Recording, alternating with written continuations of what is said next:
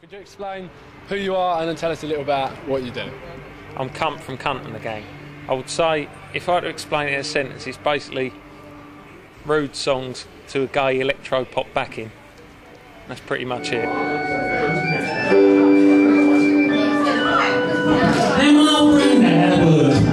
He used when things went wrong. To introduce this word to you, I put it in a song. So every time this word gets used, his memory lives on. I'm about to tell you what it is so you can sing along. Fuss it when that wouldn't let me touch a furry pipe. Fuss it when he got some shrapnel lodged in his chap's eye. Fuss it when the German sniper shot him in the cock. Fuss it when he found a lump on his left bollock. Fuss it when he nan died and she left him all alone. Fuss it when he let a bogus caller in his own. Fuss it when the first black people moved into his street. Fuss it when our brightest men he couldn't beat his meat. Fuck sticks, mother's gun. Fuck sticks. Is it difficult, getting booked for gigs and stuff with a name like Kunt The Gang? It's sort of a blessing and a curse, because if people have heard of you, there's no trouble getting gigs at all. But if you're ringing up somewhere trying to, like, say for example you've got a Tuesday in Manchester and a Thursday in Leeds, you're trying to get a gig for the Wednesday and you have to cold call a venue, the first thing they say is what you call. You say Kunt The Gang, then you just hear the dial tone. So yeah, it's hard with people who haven't heard of you, but people who've kind of checked you out on the internet and sort of found out about you that way, it's sort of generally pretty simple. What's it like playing a new venue? Is it you're nervous playing? No, not really. I think I sort of got beyond nervous, and you know, I think it's sort of having done it for 5 years and never having been glassed, you sort of feel invincible and you think it's never going to happen, but you do sort of keep half an eye out for someone just sneaking up behind you. But no, it's generally all right. New places, because I generally just play my own gigs. They're generally like a home crowd, and people come along just wanting to enjoy themselves and have a good time. And it's only kind of when you play bigger gigs and support slots and that, you sometimes get people who ain't bothered by it or don't really like it. But it's generally people are really nice, you know. People just see it for what it is. It's just a bit of fun, you know. And if people don't like it, stick it up their arsehole.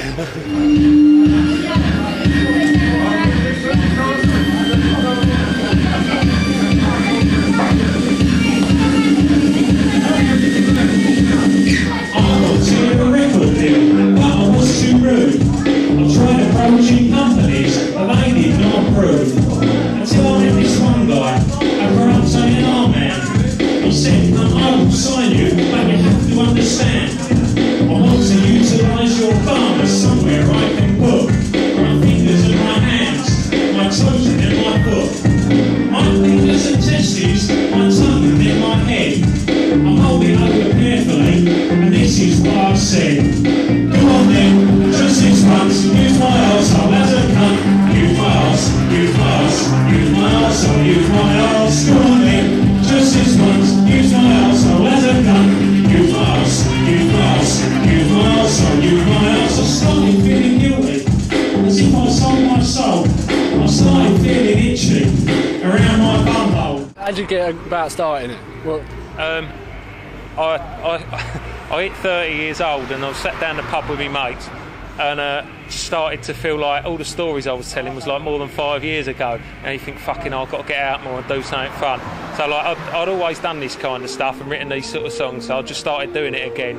And my mate Andy Kunt was meant to be doing it with us, but in the end he didn't get on with Little Kunt very well, and so they sort of, you know, had a disagreement. I ended up just doing it with Little Kunt in the end.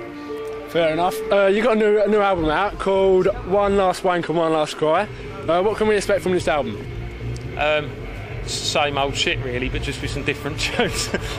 It's just like a bunch of songs about wanking off and loving inappropriate celebrities and sitting down when you have a wee, and a song about the Great British Cup of Tea, just that kind of general stuff, just general kind of, you know, teenage angst from a 35-year-old man.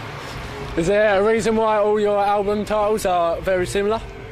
Well, it was a trilogy of albums, like the Star Wars trilogy, but you know, this was a wanking and crying trilogy. So all the albums sort of dealt with you know, themes associated with wanking and crying. So it sort of seemed nice to sort of round it up and kind of, you know, those three albums sort of embody the whole wanking and crying spectrum of emotions. So tonight you're playing at the Railway Hotel in Southend. Yeah. Think it'll be a good turnout?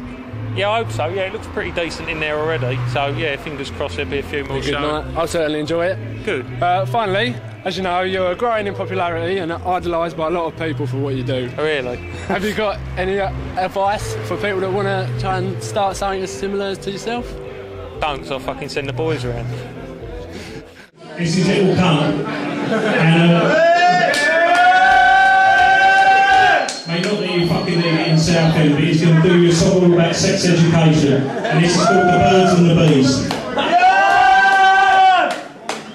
I'm fucking doing it.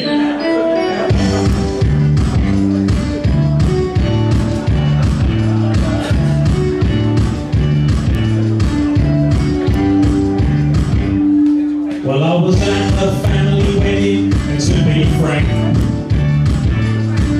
I was thinking about fucking a phone, cause it was proper wank. The free bar had run out, so I decided to leave.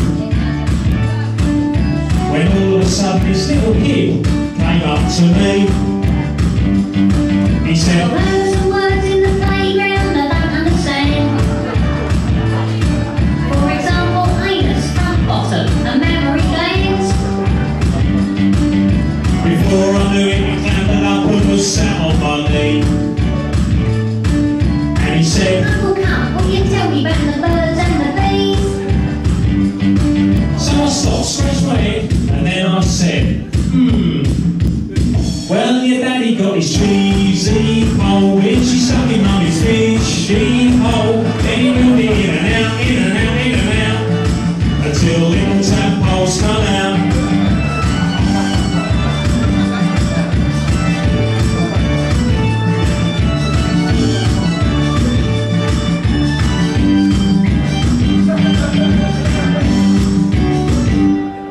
But the thing is, you see, my mummy is a lesbian friend, and neither her nor my other mummy has got a belly. They both got vaginas, and so I'm confused, you see. Without any cocks or men's milk, and fucking they make me.